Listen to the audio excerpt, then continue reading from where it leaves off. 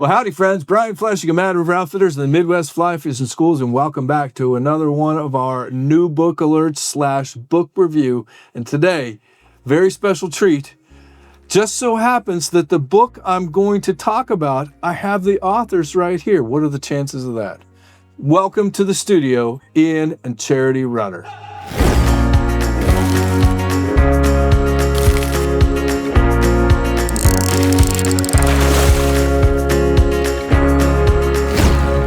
Thank you, Brian. Yeah. So, guys, as you guys know, some of our viewers may not know, I have been a Smoky Mountains fanatic since I was a youngling, and started coming here with my family when I was 6, 7 years old. I used to hang out here, just ad nauseum. I would leave work on the weekends and drive down here for a Sunday. From Cincinnati. But I was always seeking out literature, and of course, a young budding angler, I'm going to seek out a book on the Smokies. And there's been some over the years, but I got to tell you, the Fly Fishing Guide to the Great Smoky Mountains National Park by Ian and Charity Rutter, this is hands down the best book ever written on the Great Smoky Mountains. Thank you so much. And I may not be an expert angler or expert angler in the Smokies, but I am an expert on Smoky Mountain literature, at least, because I've read it all from our Southern Highlanders to Horace Kephart and the whole 9 yards. But this book is so well done, and friends, if you're ever interested in fishing the Great Smoky Mountains National Park, you've got to get this book. Even if you're not, get this book, and then you will be. Perhaps. Yeah.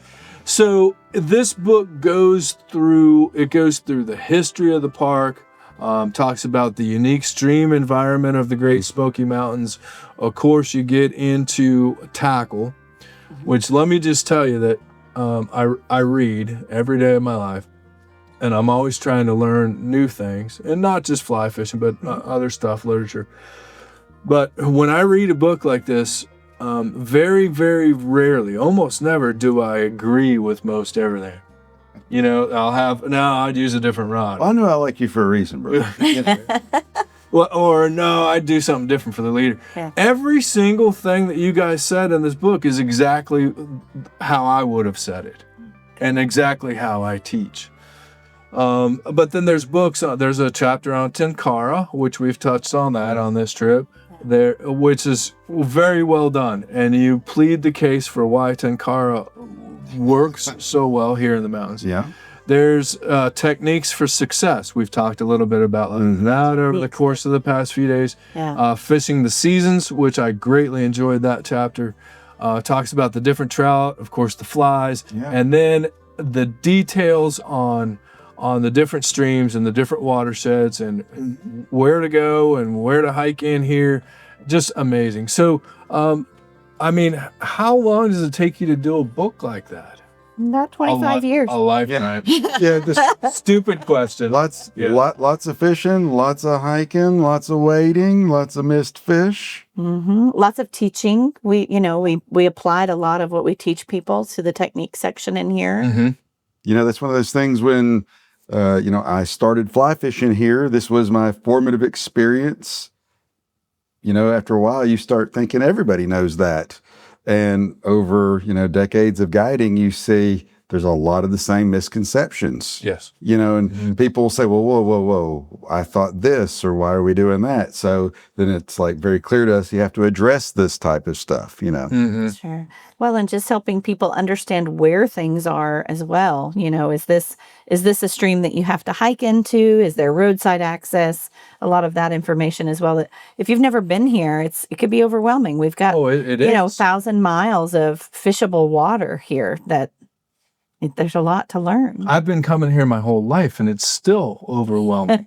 Yes. It's a lot. But this, and it had been a while. We've talked about this a couple times on video. It's been a while since I've been here, quite frankly. And I got tangled up in running a business, and then I kind of got tangled up in the kind of saltwater fishing and addicted to that for a while. But this has really brought me back to my roots. And this is kind of how this whole thing came about. I immediately grabbed this book, read it cover to cover, and then the next morning I picked up the phone and called you, and I said, man, we got to rekindle this friendship. And what would you think if we came down? And Ian was like, absolutely, we'd love to help out. And I knew you'd be on board. Oh, always. Yeah.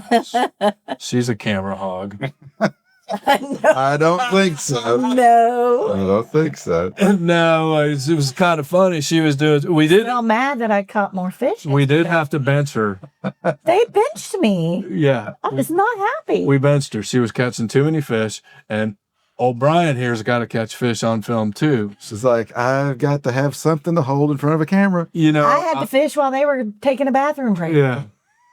Well, And I still caught fish. and there's so much great information in this book. Like I think you guys talk about almost, I don't want to call it controversy, but of hatchery versus natural reproducing fish. Yeah, it's They're not. just different. Yeah. They're just so different. It's just understanding Yeah. the difference. Like particularly in North Carolina, the park is all wild and not 20, 30 minutes away. The Nantahala, Tuckasegee rivers are very popular.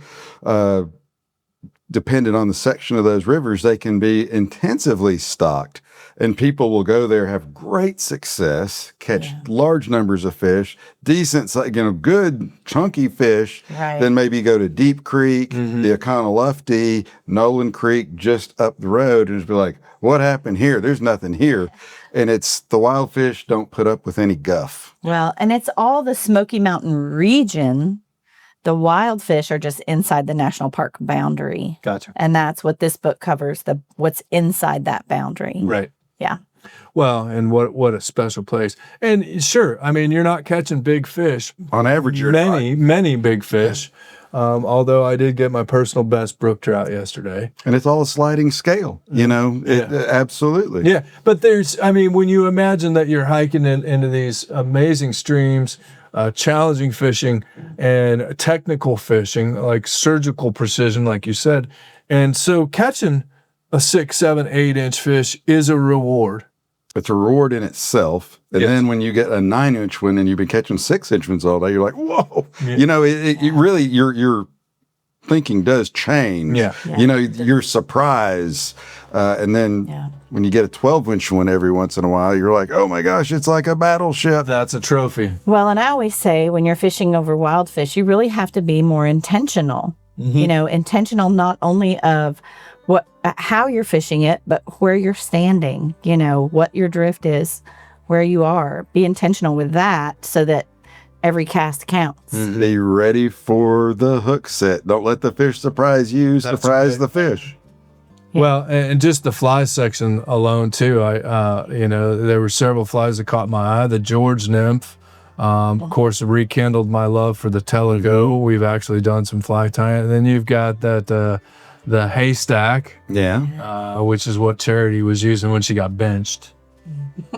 And even I made sure to throw some muddler minnows in the kit. You can't go wrong with that. So, just thank you for bringing me back. We're happy you're here. And welcoming myself and Mad River Outfitters back into your life after a bit of a hiatus. So super excited about that. But I'm telling you, friends, this is truly one of the best books that I've read in quite some time. It not only it inspired me to get off my duff and get back down here and hang out with these two. But if you're at all interested in the Great Smoky Mountains National Park, you've got to pick up a copy of this book. In fact, we stopped in a few fly shops on the way down, and these were stacked up right in the front of the store. So Glad to hear. the word's getting out, but we wanted to let you all know about it. And since we were here, we thought we'd just go ahead and do a book review. I cannot recommend this book highly enough. And hopefully it will do for you what it did for me and inspire you. But I also learned quite a bit.